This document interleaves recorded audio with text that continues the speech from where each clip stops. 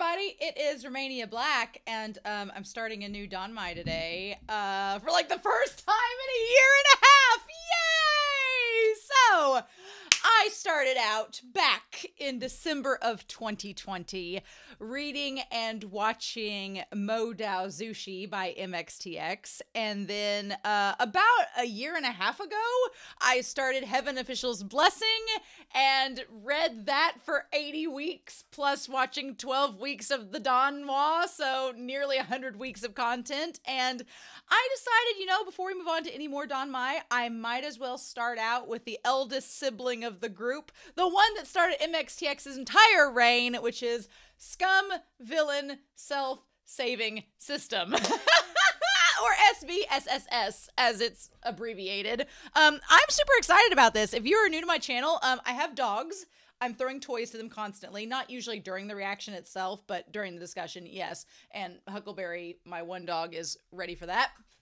But I also review shows. I talk about them. I teach English and coach a speech team, so I incorporate that knowledge that I share. But I've really come to like Donmai. Mainly, I've gotten used to Donmai through MXTX's work. So I remember when I started Mo Dao Zushi, I had no clue what I was getting into. I didn't know about the genre, about Chinese fantasy, none of that. And so the fandom was super helpful with not spoiling me, but yet giving me some contextual cultural information about, tropes within Chinese fantasy, specifically within Donmai as well. So I'm excited to start this series. I know nothing about it. I have managed somehow to stay completely blind to this series, and I think it's because it's the least well known of the three. I feel like Scum Villain happened and everybody was like, this is really good. But then Mo Dao Zushi happened and everybody was like, oh my god. And then Heaven Official's Blessing came out after Mo Dao Zushi, and everybody was so on board with those two series that I've heard a lot that Scum Villain gets left behind. And that's sad, because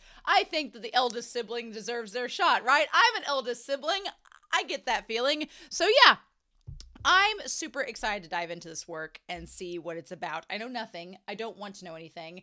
If you're new to the channel, please note that I don't want any spoilers, no hints, no clues. I will have a moderator. Floor is going to moderate this discussion for me and make sure nobody spoils me in the comments. So I will have a moderator check the comments before I check them out. If I just heart your comment, that means I'm not reading it. But I will try to acknowledge any comment that I receive as long as it's safe for me to read. But I like going in completely blind. So if it is something we find out in the story that will get explained later, either in the Donghua or in the novel, because I have all 4 novels here ready to go when I'm done with the Donghua, so ready to dive right in. If it's something we're going to find out in the novel, then don't worry about it. I'll find out. I don't want to know. But if it is something like cultural trope-wise and you don't think it's going to be something referenced later or a spoiler, then yeah, we can talk about it. Now, couple things. I have been told for now to not watch the OP and ED, to save it for the end, because there are spoilers in the OP and ED. I am fine with that. So if you're wanting me to watch the OP and ED, don't worry.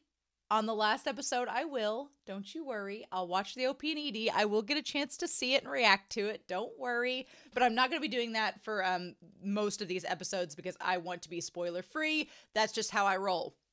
The other thing is, I know that it's CGI. That's the one thing I've known about this series in Donghua, because no one would shut up about it. They were like, it's CGI, and why don't you start with the novel? And here's the thing. I started Mo Dao Zushi with the Donghua, and then I read the novel and did the audio drama at the same time. I started Heaven Official's Blessing with the Donghua, and then read the novel, and now I'm starting to go through the audio drama as it gets available. I'm going to follow through the same pattern with this last MXTX work, only because I know that I want to treat them all the same, right? We're not going to give certain siblings special privilege over others. So I am going to watch the first 10 episodes of this Donghua. It's not very long. Sadly, season 2 is not out yet, but who knows? I have a track record of getting things going when I start reacting to series. So maybe once I start reacting to this series, they'll announce season 2 of the Donghua coming out in like 3 months or so. Who knows? But I am really excited. So with that being said, I can't wait to see what gets developed in this series, but the CGI I'm not worried about. I watched Reboot growing up, so if you know what Reboot is, it was like a US show that was CGI in like the early 2000s. Yeah, it was a treat. So I'm used to it. I'm fine with it. I'm super excited, but I've been so, not that I was sad, not that I wasn't, sad getting through Heaven Official's Blessing, but I've been really excited about this series for a long time to see what in the world I am in for. So Mwahaha! So yes, thank you for joining me on my channel. Thank you for joining me for this journey. Super excited, but we're not going to waste any more time. We are going to dive right in. I am watching this through WeTV to watch the episodes. I'm going to be skipping the OP and ED, so if you see a little bit of editing in the reaction, that is why. But there's a link down below that you can watch it out. So we're going to watch it, and I'm going to come back and we're going to talk about the episode in detail. So you can have it playing while you're driving to work, putting together a bookshelf, making dinner, whatever floats your boat. So we're not going to waste any more time though. We are going to dive right into Scum Villain Self-Saving System. I have no clue what that means. I feel like it's talking about a villain, but a scummy villain. But I don't know. So I'm super excited to see what in the world this title is even remotely referencing. We'll find out. We're going to do that here in 3, 2, 1, and let's dive in, y'all.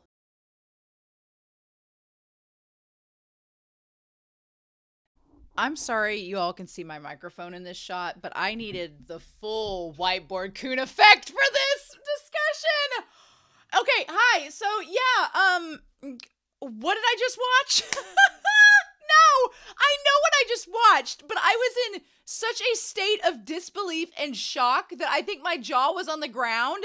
And I think this is like the first reaction I've had in a long time where I just didn't have things to say in the moment because I was trying to process what I just watched. And I was like, are we really doing this? We're really doing this. And I just kind of am floored is where I'm at the moment. So, this is Whiteboard Coon. If you're new to my channel, Whiteboard Coon is the explainer of all things that I need to use occasionally. And I'm sorry the mic's in the shot, but I need all the space I can get for whatever we're about to talk about. Because MXTX, there was an interview I read with MXTX that was saying, they were like, well, would you ever do like a series in modern day times? And they were like, I don't know. That seems kind of boring. That's kind of what this is. It's a story. And of course, my dog's wanting me to play with them right now. It's a story about a guy.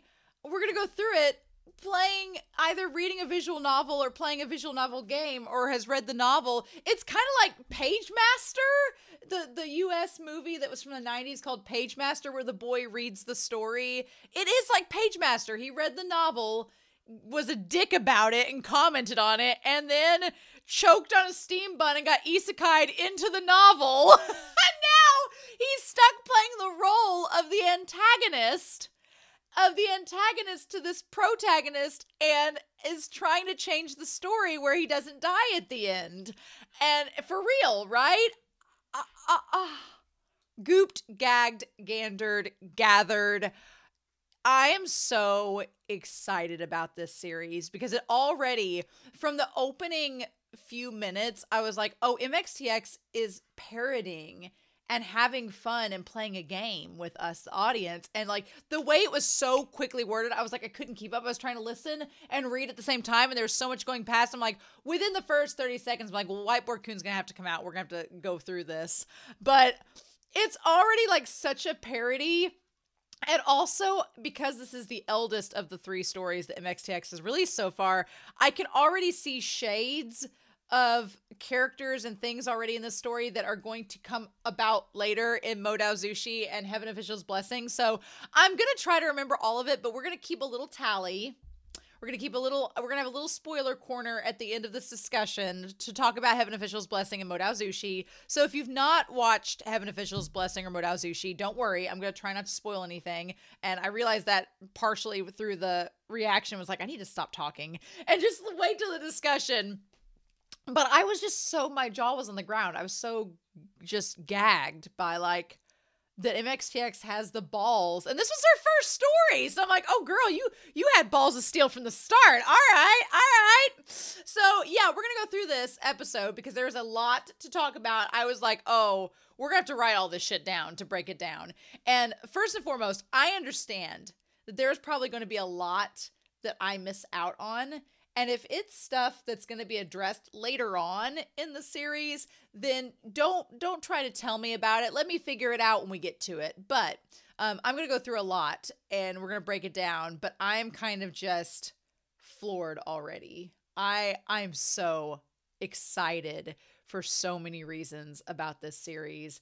Let's just dive in, shall we? So, okay. So we have this visual novel. I'm going to turn the sound off. So we have this novel, right? Episode 1. Oh my God. First and foremost, the CGI, perfectly fine. I don't think it's that bad. I think it's fine. I mean, is it not the most like fluid CGI? I'm like, y'all that think this is bad CGI, I can tell y'all are Gen Z, and I can tell y'all have grown up in an era of amazing CGI, because this is nothing. This is great. This is wonderful. Did you suffer through reboot? No. Did you watch Attack on Titan season 2? No. I was like, I've seen some pretty shoddy CGI. I watched the 90s movies that tried to incorporate it. Oh y'all. This was amazing actually compared to some of the, I thought it was going to be so much worse. This is not bad. This is fine. Have you watched Food Fight? This is fine. I thought this was perfectly fine. I do want to make note, this isn't really a spoiler for any of the other series, but I do notice that MXTX loves a tree theme, loves some forestry, and they like a temple in the sky. I'm all for it, right? But yeah, so we have this tree. Now this tree is out in the middle of whatever. I'm assuming that the tree might have something to do with perhaps what Shin has to do to alter the story. Maybe, might have something to do with it. We'll just have to wait and see. But we're going to go through this episode. There's a lot going on here. So we have the temple in the sky, right? And we have this giant, massive army. They all have masks on. What's funny is that it looks like an evil army for a villain, is what it looks like. And our main character, our protagonist, is all in black with the red embellishments, has the red like mark on their forehead. They would look like that they're the villain, but they're supposedly not. They're the protagonist who has sought revenge on all the people that have wronged them. So that's where we're at. But yeah, we have like this temple, the Jade Waters, and then we have our protagonist there with all of the like, there are like 1, 2, 3, 4, 5. There's 6 women surrounding him. They all look like simultaneously Power Rangers, but then also different Mortal Kombat characters that playable characters that are all there. And yeah, he's surrounded by his harem, and they bring forth, they're like, yes, sir.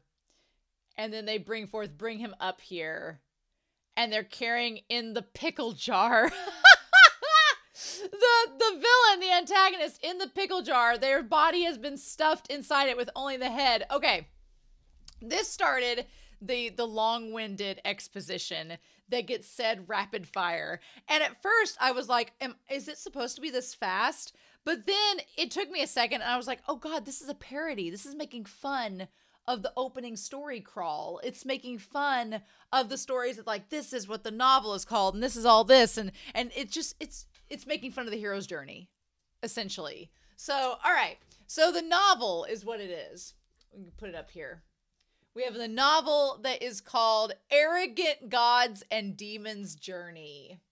All right. Arrogant Gods and Demons Journey.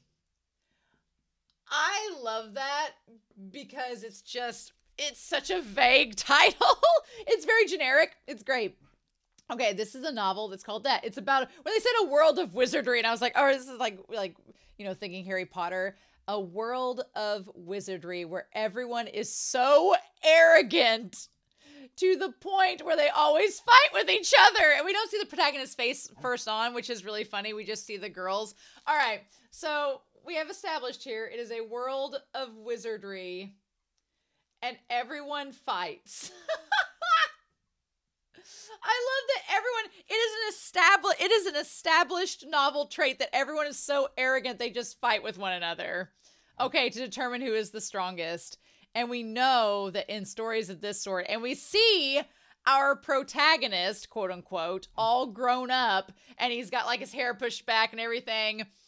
We'll talk so much about this, but yeah, no one is stronger than the protagonist. And whoever that's more arrogant than and then we see our villain up close. It looks kind of sympathetic. The protagonist looks so arrogant and the villain looks kind of sympathetic, but that's kind of the point, right? Okay. So we have that the strongest is our protagonist that the story is following, and we're going to get their name here in just a second. Whoever that's more arrogant than the protagonist must be the villain. Oh my God, I love it. Who will be defeated by the protagonist. Everyone knows this logic except for the villain. So yeah, so we have the idea that the villain, our antagonist here, is the one that has to be defeated. They must be defeated because that's the story. That's the way that this all goes, right? And what we have here, except for the villain, which is why he was battered by the protagonist. And he's like, I was wrong. I don't deserve to live. Please let me go. And we see that our protagonist, you know, he has the red eyes now and the little mark on his forehead. He's like, our protagonist's life of arrogance started from the raging Luo River. And this is when it started getting fast. And I was like, wait, what is happening? It was like getting as fast as the river carrying the basket. So we have Luo, which was the river where he was born and sent down. He's like, why was he in a wooden bucket, you may? It was giving me very Moses vibes from the Bible. Why was he in a bucket, you may ask? To create a mysterious identity, of course. I just like, well, doesn't that answer your question? He was in the wooden bucket because it's very mysterious, and that's what happens. Our protagonist was adopted by a kind woman, and he was picked up in the winter by the Luo River. And then we see the girl that's the childhood friend. The kind woman named him Luo Binghe. Luo Binghe, which is icy cold Luo River because it was winter. So Luo Binghe, which hopefully I'm saying that right. I'm usually terrible at pronouncing things, so you'll all have to bear with me. It's my Western ass not being able to pronounce Chinese names. But Luo Binghe is our protagonist, who has a very humble beginning, right? A quite humble origin story. And we see the jade ornament. There will always be warmth in this cold world. It's just like, it's so generic that MXTX knows exactly what they're doing. They're like, yes, this is what you expect out of the origin story, correct? And there's the jade that is given to him, just like how a good person will always be repaid. But then it goes to him crying, being like, hey, don't give us an orphan protagonist again, all right? So it's just MXTX calling out that, yes, not only were they orphaned at a young age with the jade necklace, which will come back in this episode. Not only that, I wonder if anyone dares to save someone at a river again. There's like a Monty Python aspect to all of this. This is like weird, crude British humor, but it's Chinese. It's great. And they're like, all right, so sad background story. Check. So, yes. We'll put our sad background. All right, and check. So then, according to a cliche script, our protagonist only needs a villain with a grudge. In order to be successful, they need to seek for a master, and he got himself the villain as his master. Okay, so the villain was Luo's master. Makes sense. Why not? And what's funny is it's known as the Peak Master of the Qiying Peak Heaven Skies Clan, a Shiwa sword. And yeah, the green robes. I like that it's normally colors that we would associate with the hero or the protagonist, like the green and white. It seems very serene.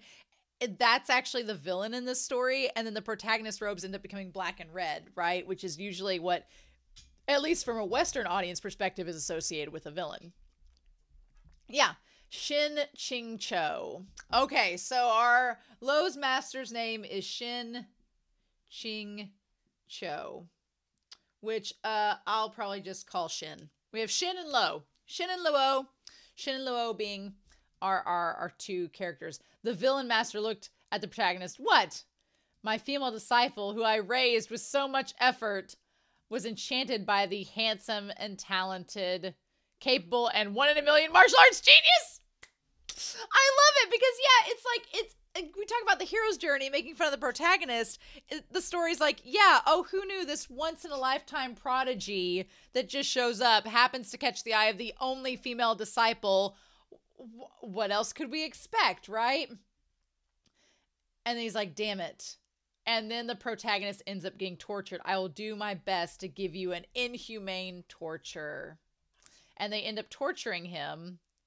And that, if you are, and then they toss him like off a cliff into the flames, right? And they're like, if you are a villain, you have to remember, never kick your talented disciple down a cliff, no matter how much you despise him, okay? Because he's going to come back and get revenge on you. So, as it would be, Shin kicks Luo down the, because the harming will always end up as a blessing for him. Kicking him down the cliff is like giving him a scholarship.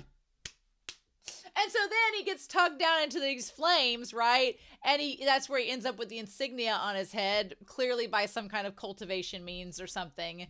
And with that scholarship, I mean, with the grudge, our protagonist finally had a goal, which is to claw his way back up from the pits of despair and to go get revenge on the villain, on Shin, right? They're like, don't you know villain origin stories 101? And they're like, oh, I forgot to tell you. There was a senior. I like that at this point, MXTX is trolling us even more by saying, oh, yeah, right. Forgot to tell you, there's also these side characters. You might need to know about them. There was a senior called Nightmare in our protagonist's dream who thought that wait, what? I'm like going back through this. This happened so fast. So there was this senior called Nightmare. What is this? He looks like an older man. A senior who also thought our protagonist was a handsome, talented, capable, and 1 in a million arts genius. So he taught our protagonist some powerful martial arts. So they're like, yeah, so conveniently he ran into this old sage mentor who taught him some like dark magic so that he could, become strong enough to fight back against the villain, right? So he taught Lo magic and martial arts. Oh my God.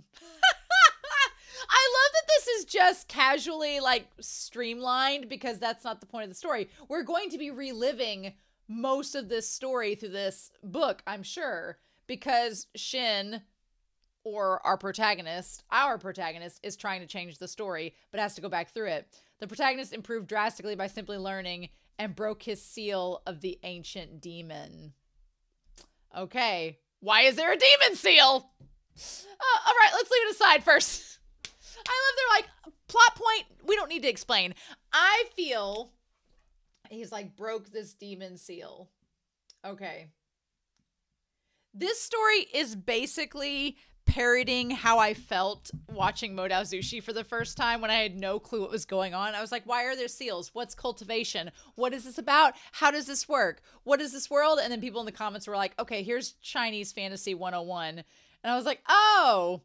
And then our protagonist just happened to pick up the demon sword that allowed him to take over both the human and demon realms. Just found it, just casually saw it lying around, has this sword that's OP and allowed him to take over the human and demon realms.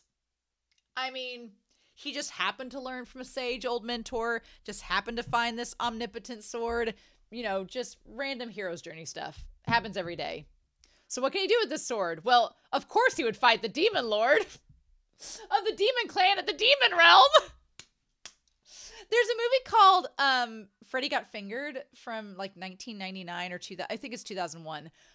It's a terrible movie, but it's also like a blatant, scathing satire of the quirky family that's like, make your family proud, son. And in the opening scene of that movie, there's a moment where Tom Green's character, he's like, I'll make you proud. And the dad's like, proud, proud, proud. They just say proud back and forth to each other, and it's a satire of like that kind of storyline in any type of, you know, coming of age story, that the parents are proud. And this feels like exactly like that. He's like, he had to take the demon sword to go fight the demons in the demon realm, to take over the demon realm. And it's like, oh my God. He says, and then he took his daughter, the demon lord's daughter, into his harem. And he's just like sitting there so proud with her. Now, here's the thing. So we have the demon lord daughter into the harem, right? Okay, we've got some things to say about this here in just a second. The demon lord daughter then to fight the evil clan master at Huanhua Palace, at the human realm. Yep, and take his granddaughter into the harem. So he took the granddaughter of the human realm master. Okay. I like that we're just like speed running through this. Yep, into the harem. Yeah, and she's like, oh, thanks, cool. And then to fight his villain master at his master's clan. And take his childhood friend into the harem. Okay. So yeah, so the childhood friend, the one girl, ends up coming with him. So he ends up killing the one guy that had bullied him and took the childhood friend in the harem. Oh my God. I have things to say here in a second. After all these fights, there were no one more arrogant than our protagonist. No one had to fight to prove who was mightier anymore. Great. Our protagonist became the strongest individual in both realms and had a harem of 3,000 women. Oh my God. So his harem ends up being 3,000 women. I mean, that's such a parody of like, he's like, and then the protagonist kept saying the day and all these girls. It feels like Tenchi Muyo, that series, the anime, where it's like all these women are like, this one guy, the protagonist, is beating everybody to stay with us. Oh my God, we love him. I'm like, I don't know if that's how that works. I'm really curious because if you're not aware, the other two stories at MXTX's are BLs. They're Donmais. They're men loving men. So I think it's insanely clever that MXTX starts out this story, you know, because this is their first work. So if you're going to ease into the Donmai genre and you want to get this published, then it's kind of like, it's sort of like MXTX is blatantly being like, oh yeah, our protagonist has 3,000 women in his harem that he's totally doing all the time, having all the sex all the time with them, all 3,000 of them. Haha. To get past the censors, like the censors only read to page 7 and they're like, oh yeah, this protagonist has 3,000 harem women. It's fine, publish it. And then later, like 3 volumes in, because this is only 4-volume set, it's like 3 volumes in, they're like, oh no, actually these 2 guys are going to do it. So I don't know how explicit this story will get compared to the others of MXTX. I don't want to know. Please don't tell me. Let me find out. I'll be fine whatever way, but it's going to be interesting. I feel like MXTX had to set up this whole harem idea, not only because it's a perfect parody of that portion of the hero's journey, right? But also to make it seem like our boy Lo is into ladies, and maybe he's bisexual. We don't know. But I'm like, there was a little hint in this episode that I was like, oh yes, Shin, or the person playing Shin, is gonna be into Lo. There was a few little hints and we're gonna get to them, but I think it's genius that this is kind of how MXTX sort of plays the system to get their stuff going. The villain ended up as a miserable trapped man and lived the rest of his life in a pickle pot. Why not? That's so freaking funny. It's like, and ever so, the protagonist lived happily ever after. It just shows him like standing on the mountain and surrounded by all these ladies. They're like, oh my God, look at you. And that's the story. I'm gagged. I love this. With his harem and his grandchildren. Like, I like his harem and his grandchildren. Like, not even his kids. We even skip past the kids. We skipped past the children. They weren't important. Just his harem and his grandchildren. What the fudge? And yeah, and then the flames. And then chapter 6,666 finale. So yeah, so basically it's this long-winded, again, it's almost parodying MXTX writing an extremely long story, which they end up doing with Heaven Official's Blessing. It's a long story. And it's kind of like parodying that, being like, after you read this long-winded story, here's what you got. Oh my God.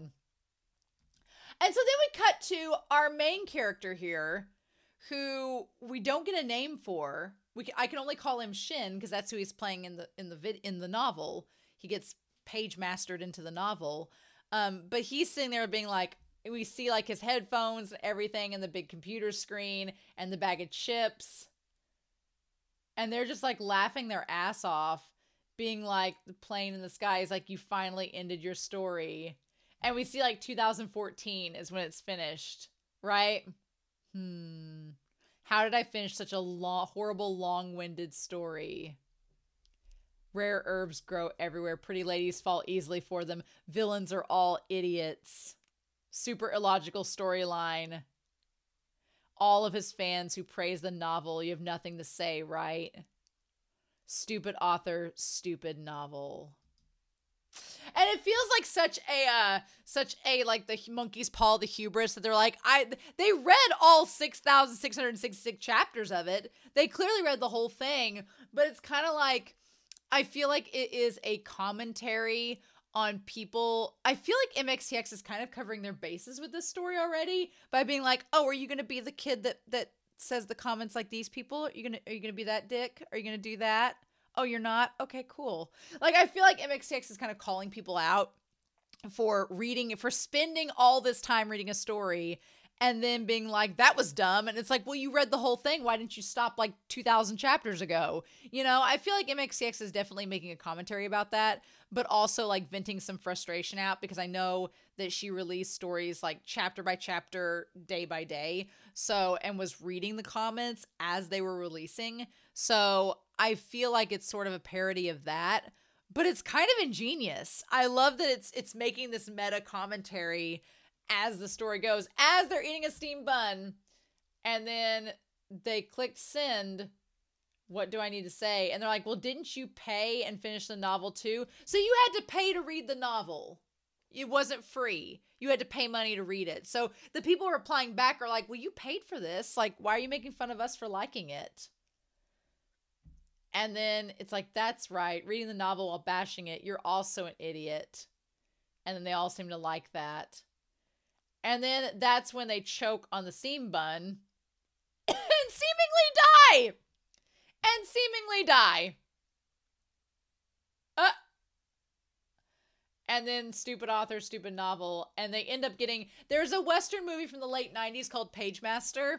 And in that movie, this boy ends up getting, like, he reads this book with these characters, and he basically gets isekai'd into this novel and has to like go and advance through the story and complete the story in order to finish it. But the funny thing is, unlike Pagemaster, our boy Shin here doesn't want to finish the story as it is, because that means they're going to lose and end up in a pickle jar. They're like, no. So instead they get transported into the story as the villain Shin, which is absolutely hilarious. I love it, because they think that they're the protagonist at first, but then they find out by seeing their brother that they're actually, like, and what I love is that the brother starts talking, and the brother starts talking like an NPC in a video game would be. They're just like, yes, here's some expositional stuff about our hometown. It's like all like pre-programmed conversation.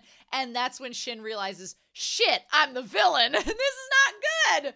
Oh my God. I absolutely love it. I don't mind the way the brother looks. And they're like, and then they said the system is initiating. You entered the world successfully. The system was activated. The novel journeyman's code. We have UV002. And they're like, running environment check. Our system development principle, do it if you can, don't complain if you don't. They're like, basically like, bitch, you got no choice. You're stuck here. We want to provide you with the best novel journey possible. We hope you can improve the story. So, yeah. So what's interesting here is they're like, to a premium grand and high class classic. happy novel journeying. And they think that, at first he says, oh, I became the protagonist of this stupid harem novel. But then he realizes he's not the protagonist, which is the best moment where he's like, no. And he's like, Ching Chu, are you listening to me?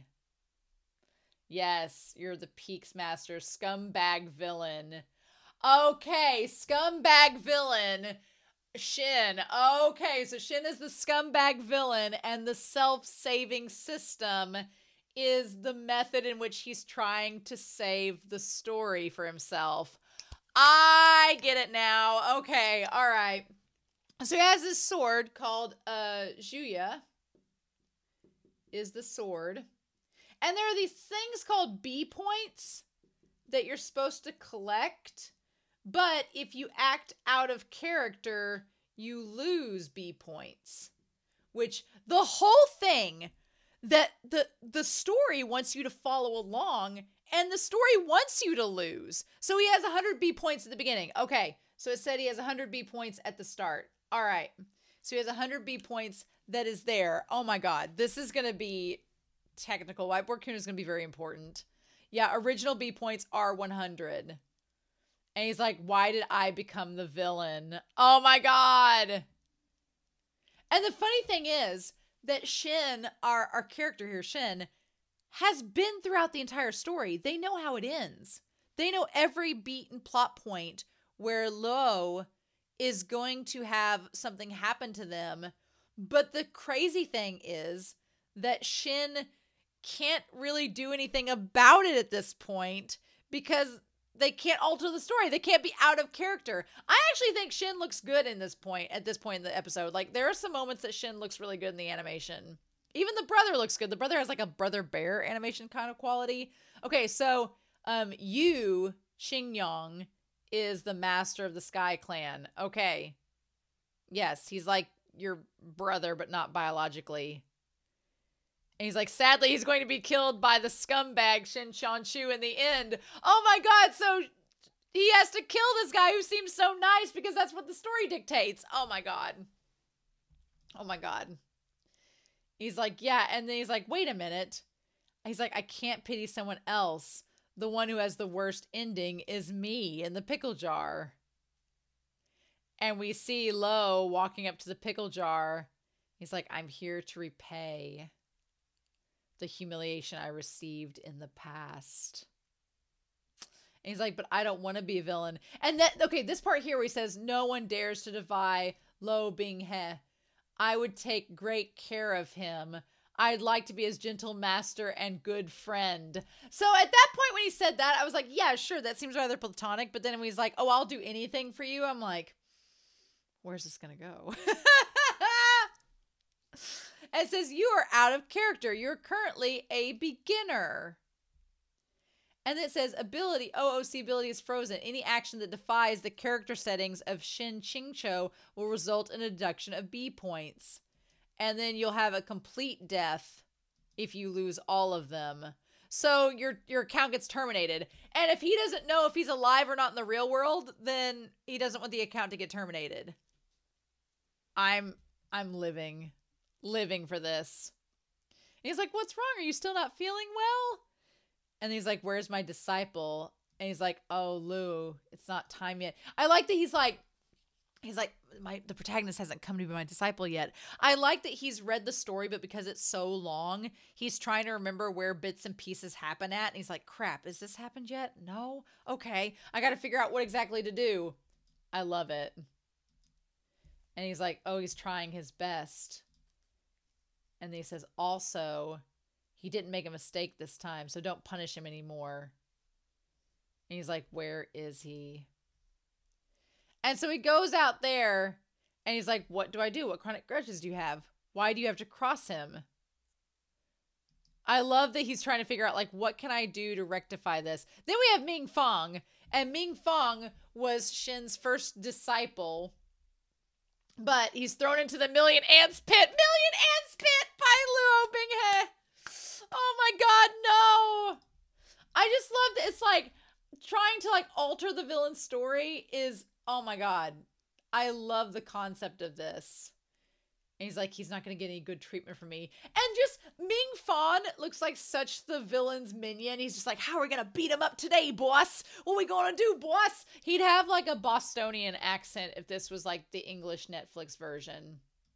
So I like that we get to meet Lo as a kid, and he's not bad. Like, the whole thing is, at the ending, when we saw him at the end with the harem, he just seemed like the biggest douche lord in the world. Like, he seemed like such an asshole. But you find out that he's an asshole and a douche lord because of all these bad things that have happened to him and how people have bullied him to the point where he's become this awful person. And you're like, but the show treats it, the series is treating it, the novel anyway, like it's a good thing. Like, it's a good thing. And it's like, oh. So yeah. So we have the thing where, like, Shin tries to act out of character and give him the medicine. Doesn't work. And he's like, your B points have been deducted. So we don't see how many it gets deducted by. Ugh. Dang it. We don't see how many B points are deducted yet from his score. He's like, didn't he get tortured before? Okay. And he's like, I'm basically dead. He's like, at this point, I'm already in the pickle jar. It's not going to end well. It's like, bastard, you made him angry again. I love that he's just going through figuring out, okay, what can I do? And they're like, strange behavior detected. Please explain. We'll talk again about spoiler corner like this. I like that the system's following him around being like, why are you acting strange? Why are you not performing the story like it's written? And he's like, because I don't want it to end this way. And he's like, you tell me what he has experienced. He's been kneeling at the gate, fighting amongst his disciples, preparing for his demonification. Like, it's like, please look forward to it. It's like, please look forward to the protagonist becoming someone that's going to defeat you. And he's like, really? I'm not looking forward to being in a pickle pot. Thank you. The duty of a villain is to wait for the protagonist to seek revenge. And he's like, thanks a lot. I'm not doing it. Find someone else. I love it. I love Shin's like, I am not about to go through all of this. No. And so he gathers all the things up like he's going to leave. And then the system says, this is a serious warning. If you give up on the character, the system will delete your account as punishment. And he's like, it's fine that I die. He's like, at this point, what else can I do? It's better than living in a pot. And then the system says, well, now wait a minute. Don't leave. Hold on. You can remove the out of character warning to change the ending. That inciting action, I'm like, oh, so we want to remove the OOC and change the ending. And that's going to be what this whole story is about. I'm sure is about Shin somehow keeping Luo from becoming an absolute asshole. And he's like, wait a minute, go on. For real? Bitch, are you for real? Like, is it true? Yes. And they just let him walk past. It's like, which means the beginner mission will unlock when I obtain a certain amount of B points. And then I can unlock the OOC and change the ending. And they're like, you repeated the question 3 times. So yes, the system is not going to answer it. He's like, I'm just trying to confirm how to increase my B points. And they're like, step 1, change they use the word retarded, which I'm not totally on board with. I'm like, ooh. But they're like, first, change the story, right? It almost makes you wonder if this is like all in his head, which I'm sure it is, of like how they would fix the story. Also, did they secretly have something for Luo? We'll see. But they're like, first, change the story. 2, increase the villain's intelligence, right? So I'm assuming that they're like, look, if your villain, increase the villain's intelligence. Okay. So they're like, look, at first when they said villain, I was thinking of Lo, but he's not the villain. He's the protagonist. So it's increasing your intelligence, making you smarter about the situation. 3, maintain. This was the part that I was also like, oh, a BL. Maintain the protagonist's satisfaction. Maintain protag satisfaction. I feel like this is just going to be a big old choose your adventure. And it's like constantly trying to discover the hidden storyline. Okay. I think the hidden storyline is the love between these two characters, but I could be wrong. So, discover the hidden storyline. Which means that he's like, all right, I should familiarize myself with my surroundings for now and manage to resume my skills and sword techniques. Yes, of course. They're like, otherwise, entering skills interface. All right. So he has these skills and equipment. Some of them are locked. He has Razor Leaf. He's like, is this an online RPG game? I like that he has Bulbasaur's ability. And then due to your beginner account, the higher skill sets are locked by the system for now. I love it. It's like a video game. So he's going to unlock stuff as he goes. Yay. All right. Okay. Cool. I'm here for this. You can unlock them by meditating behind closed doors. Okay. And so he ends up pulling out, and they're like, oh, that easy. Although it's like, we see what all happens when you try to meditate, like everything that goes on while you're waiting. So he's like, let's see what I can do for now. And then he uses a sword. He's like, I'm so powerful. I have no choice but to duel with the hacking bastard Lo being het in the future. I like these, like, yep, he already, again, Shin's character knows how the story goes. So like, yeah, the sword's powerful, but I know what I'm going to do with it later on. Unless the story can change. So then we see Ming Fan getting on to the one female disciple and our boy Lo. And Lo's not a bad kid at the beginning. They're just trying to like get stronger. And so a part of me is like, okay, Shin is watching him and being like, and Shin is doing like the whole, you know, he's not such a bad kid. He's actually pretty thoughtful. He's not a total asshole yet. And it's like, so Shin has to figure out how can I interfere and keep Luo from getting, basically, it's almost like he's like, how can I get Luo to not absolutely despise me, but keep the story progressing? I'm so curious how Shin is going to accomplish this, because so far the story is not letting him do what he wants to do. So you have to be smart enough to play the system and figure out your way around it. And how is that going to work? I'm living for this right now. And so that's when Ming Fang and the others show up and are just the worst, right? They're just the worst. And the childhood friend clearly likes Lo and says that she'll follow him. And Ming Fang seems to be kind of jealous of that. And then makes fun of Lo for having the jade. And Shin, of course, realizes that the jade has this major significance because the exposition has told us that it was the only gift from his stepmother. And so he's finding a way, like, how do I keep the pendant from getting lost so that Lo doesn't, become even more of a villain, right? Because he throws it away and Shin's like, what do I do? And he's like, and that's when he's about to step forward and do something, but the system's like, no, that would be out of character to help him. So it's like, is Shin going to be able to go and pick the jade up like from out of the bushes and be like, oh, here's this. I don't know if you need it or not, but take it back, and keep Lo from becoming more of the protagonist because now he has the jade pendant back? I don't know. But he's like thinking to himself, he's like, okay. And what does he say here? As they're like kicking the snot out of him, he's like, what am I worrying about? He's the protagonist. He is invincible. But here's the thing. As he says this, he keeps talking about how the protagonist is invincible. But that's only because of all the hatred and anger that ends up residing in him that makes him become a villain, even though he's the protagonist, right? So he's saying, he's like, I can't intervene. But I'm like, but you can. So I'm going to be curious to see like how Shin ends up.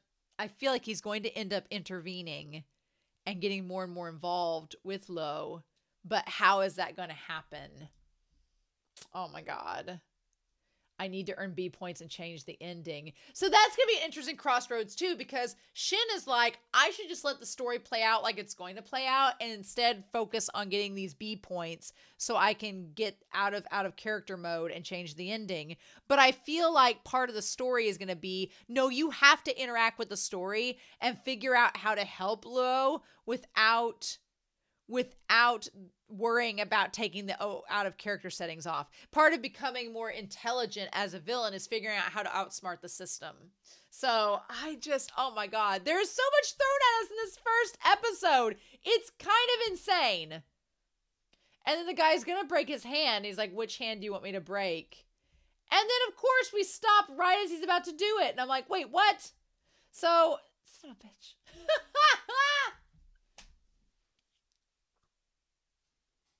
So, yeah. So, changing the story is going to have to involve Shin becoming smart enough to outsmart the system to where it won't say that he's acting out of character. And he's read the whole story before, so he knows everything that happens. So he's going to have to start working backwards from the ending and being like, okay, I know this ending happens to this character. How can I change it while still being in character and keeping it from, and change the story to keep Lo from having this twist in his character to make him even worse? How do I do that? And then how do I keep the protagonist satisfied, and how do I find the hidden storyline? The hidden storyline has to be the romance. That has to be it. That has to be. Has to be it. And then keeping him satisfied. Okay. I do want to talk spoilers. So I can't believe I've talked so long about this first episode, but there was so much to go through. So I want to do a spoiler corner and talk about Modao Zushi and Heaven Official's Blessing with you all, because of course I do. Mm-hmm. So if you're not sticking around to listen to that, because I have some things I wanted to note. If you're not doing that, then I would love to hear your thoughts down below. I hope y'all have a wonderful week. Welcome to Scum, Villain. We're going to be watching the donghua and then reading the novel. Super excited for these next 10 weeks and then to dive back into the novel. That'll be a good time. So, in any case, I hope y'all have a wonderful week. Please stay safe, take care, and I'm going to talk spoilers, but if you're not sticking around for spoilers, I'll see y'all next week with more Scum, Villain self-saving system. If you are sticking around for spoilers, there's quite a lot of influence going on. I started saying it in the reaction. I was like, shit, I need to stop, because if people haven't seen Heaven Official's Blessing, if they haven't seen Modao Zushi, then it's going to feel like I'm spoiling those series to them, and I don't want to be that person. So I made a couple references and was like, no, I need to stop. Palaces in the Sky. Am I right, y'all? Am I right? They do acknowledge in this that there's two realms. There's like a heavenly realm and a human realm. So that's good to note. I feel like Lo so far, he gives me kind of like Hua Chong vibes, but he's like if Shilian became a villain, kind of. He's kind of like if Shilian and Hua Chong mixed together and became an asshole. I don't know how else to describe. He's not really, I don't think it's fair to say that he's like Shilian or Hua Chong. I don't think that's a fair comparison. I don't think they're the same character. I think Lo seems very much like his own character at this point, which is good. And Shin's character seems like their own character. One thing I will note is that the design of Shin's clan, the Heavenly Sky clan, is the Windmaster. It's like if the Windmaster was in Gusu. That is exactly what that is. It's like a mixture of Modao Zushi's land, Gusu clan, and the Windmaster from Heaven Official's Blessing. It's like the two of them mixed together is the Shin Heavenly Sky clan. That's what they look like. I will say, personality-wise, with Shin, there are weird little shades of Wei Wuxian. Kind of like when Wei Wuxian is like, when Shin is watching Lo and being like, what an interesting guy. He's so well thought out. What a thoughtful character. It was reminding me a little bit about Wei Wuxian when Wei Wuxian was like, that Lan Wangji, what a handsome man. It's like, yeah, you can kind of see the gears turning and being like, oh, you actually like him, but we've not gotten to that point, right? It's there's not a lot of BL elements left yet in this series, but I'm sure that's going to change as we go. Again, I have theories that MXTX was just riding it out at first to get past them censors, and then was like, okay, now we're good, right? But I like that these characters are distinctly not seemingly like Heaven Official's Blessing or Modao Zushi, especially with, there's already more women in this opening scene than there is in the entirety of Modao Zushi and Heaven Official's Blessing. There's more women in this opening harem scene than there are in either of the other stories. Maybe Heaven Official's Blessing has as many women as are in this opening scene. Modao Zushi doesn't. It's like Wenqing, Yanli, Yanli's mom, Yao's mom. It's 4. An old lady. It's all you guys get. Maybe Wei Wuxian's mom, who's mentioned. And then the pickle jar. The pickle jar is like Heaven Official's Blessing. Let's put everybody in a pickle jar. I do think the way that Lu Bao has it. Lu Bao is an interesting mixture of like Wei Wuxian and Hua Chong. He has the Hua Chong like kind of like man spreading like stance, and is just kind of like has that arrogance to the way that he uses his physicality. But then when I see all the women surrounding him, I think of like the ghost women with Wei Wuxian, right? Which was all just a front, by the way, in Modao Zushi. So maybe that is the case here. We'll have to see. But the pickle jar thing, in the way that Shin looks, reminds me of a mixture of Heaven Official's Blessing putting Banyu in the pickle jar, and then also of Wen Ning having the long hair all flowing and everything. The opening sequence and all the backstory, hilarious. Hilarious. And then, yeah, it just looks like the Windmaster. The moment that Luo is thrown off the cliff, Modao Zushi. And that seems like such a prototype for Wei Wuxian, because it's like, you don't throw your protagonist off the cliff. They're going to come back and get revenge on you. I'm like, MXTX was parodying her own work before she wrote the work. Like, I was flabbergasted. I was like, oh my God, MXTX, you're coming at us before we even get a chance to stop. And the whole getting the seal and learning the arts, it feels like just like a mixture of Hua Chong and Wei Wuxian as well. And the black and red combo, I mean. And then just the idea of beating the demon lord with the demon sword to take the daughter. I'm like, oh my God. And creating the harem. And then the steamed buns that the kid chokes on in the real world. Steamed bun, you get Shilian vibes from Heaven Official's Blessing. The one guy that's like the elder brother clan leader of the Heavenly Sky clan was giving me such Jishin vibes from Modao Zushi. So there's that. And it's hilarious. I love the idea that he's trying to change the story. And then him looking in the mirror in the body of Shin, like, gives off that Wei Wuxian vibes of waking up in Mo Jianyu's body. I'm just so flabbergasted. I love it so much. And then gathering all the jars and going out. I was going to say the scroll that follows him around and keeps telling him he's out of character or whatnot. The scroll was reminding me of Ling Wen from Heaven Official's Blessing as well, in terms of their like know-it-all personality, except there are no communication arrays. It's just the system talking to him. I am gobsmacked, y'all. And then the idea that our boy Lo is trying to like become a better person, and then all this bad stuff keeps happening to him, right? That just leads him down the path of darkness. I like that we see Shin like kind of like trying to think through everything. Also, I wanted to comment that, you know, Lo is kind of a younger character at a younger age, and Shin is an older character, which some people might think is weird, but that was giving me Heaven Official's Blessing, you know, flashbacks, because Shilian was technically older than Hua Chong and all of that. And so, yeah, but that's my spoiler talk. I already am so excited about this series. It seems so different from Heaven Official's Blessing and Modao Zushi. So different that I am super excited. And the funny part is, it's the novel's like 6,000 chapters, and this is the shortest of MXTX's works, which is hilarious to me. So I'm so excited, y'all. I'm on board. Sign me up. I'm so ready to see what's going to happen. So I can't wait. But yeah, so please no spoilers, hints or clues. I will have a moderator check. But if you want to talk about just this opening episode and how batshit crazy and amazing it is, we can definitely do that. But please no expectations. Don't be like, episode 8's amazing. I want to be surprised. So let me be surprised. But I am so freaking excited. I'm on board.